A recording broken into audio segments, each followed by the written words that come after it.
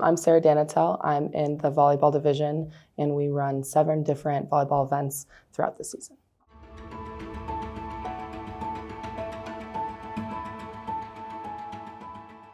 Volleyball is my sport. I started playing volleyball when I was 11 years old, and I played all the way through my collegiate career here in Fort Collins, actually. So I went to Fossil Ridge High School, and then I went to a Division II Northwest Missouri State, where I played all 4 of my years.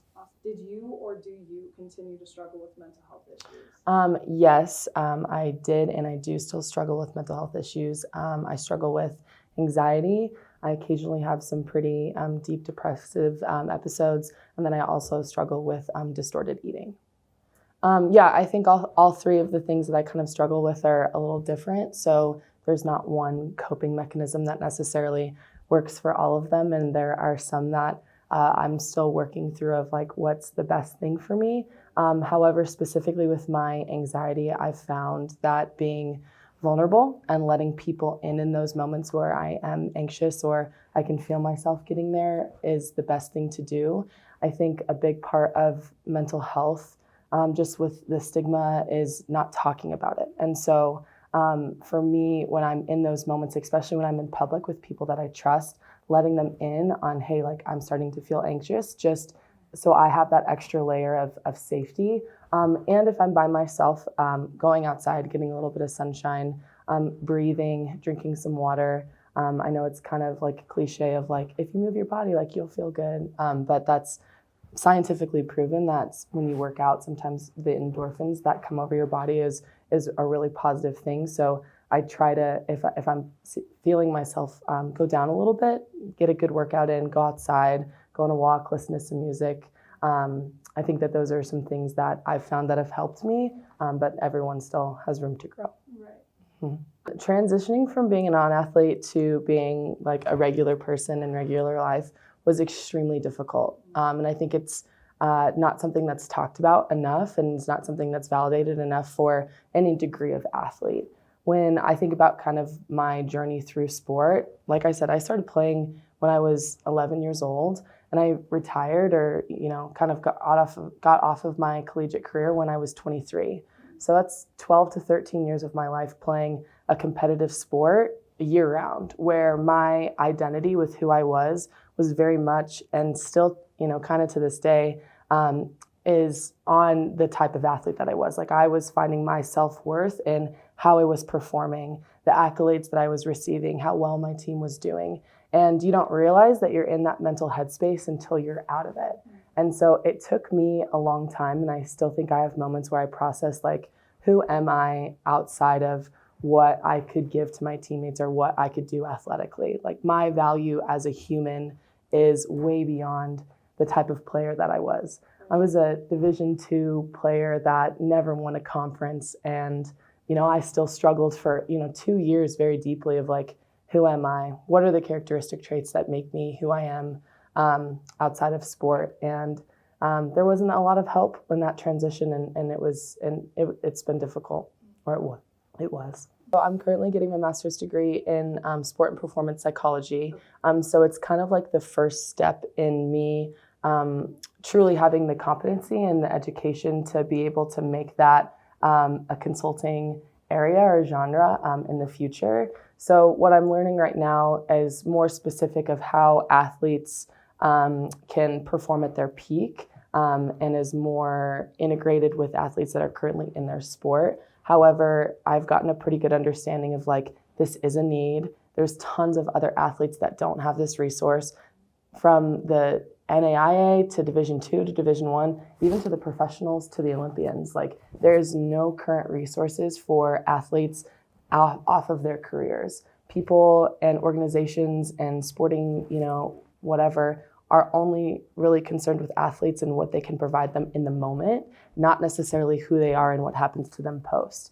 Yes, especially for like professionals, there's financial resources, and we'll make sure that you're not going to sink your ship type of thing, after you get done making all these millions and millions of dollars. But there's no one telling any athlete right now off their career that you can still have a life that is full of fulfillment and joy and happiness outside of sport. So My current master's degree is like the first stepping stone and what that's going to be for me.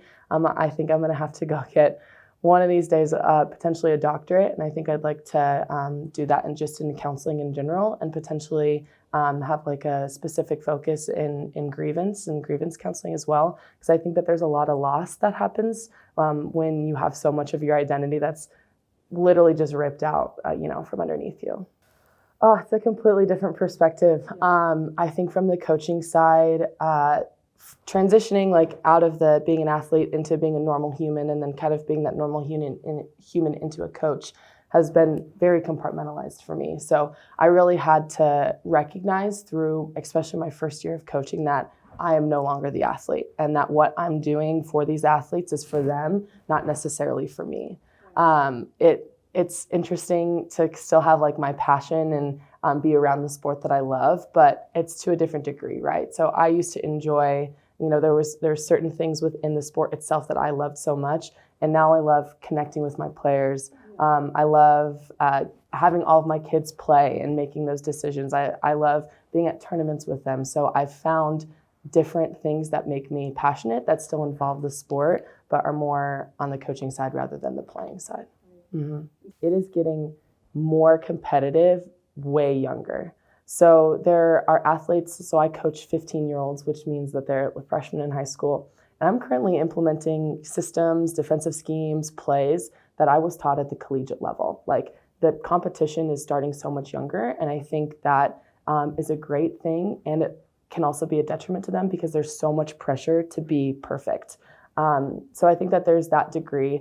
I also just want to recognize that these poor kids, what they experienced and endured through the pandemic, obviously everyone in the world was affected in a different degree. However, having young athletes who are growing into who they are as young women, specifically speaking on the female side, developing, creating those relationships, getting, just the touches that they need to move on to the next level, having that ripped out from underneath them for 2 years was very detrimental to them. And I think we're still kind of seeing some of the side effects of that.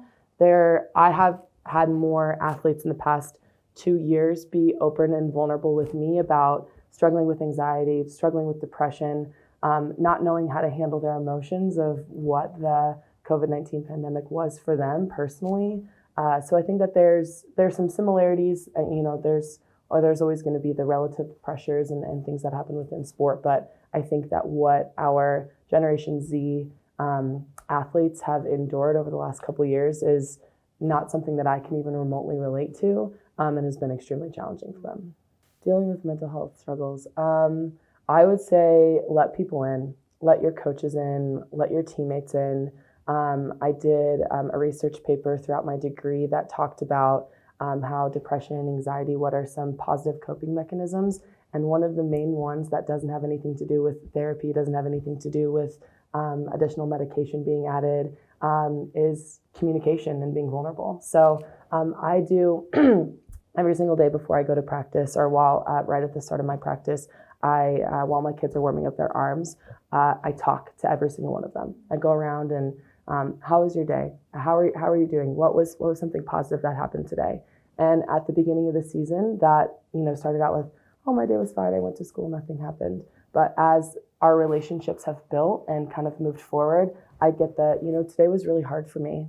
Today was I'm not in a really good headspace right now. And I think that building those just little moments and seeing where those kids and kids that I've coached in the past kind of start from the start of the season to the end, of trusting that there are people that want to listen to them and will validate their feelings. Kind of, again, getting back to the mental health stigma, I think when you're in moments of anxiety, depression, not feeling yourself, feeling down, or whatever kind of thing you're struggling with, is that you're alone and you're the only person who's feeling that. And that's not the case. There are so many other people that are feeling exactly what you're feeling, but just aren't comfortable enough to go ahead and to speak it. So I think letting coaches in, letting teammates, letting trainers, letting the people that you trust, family members, because they will be your support. Like you have the support, a bigger support than I think that people really understand. So just reach out.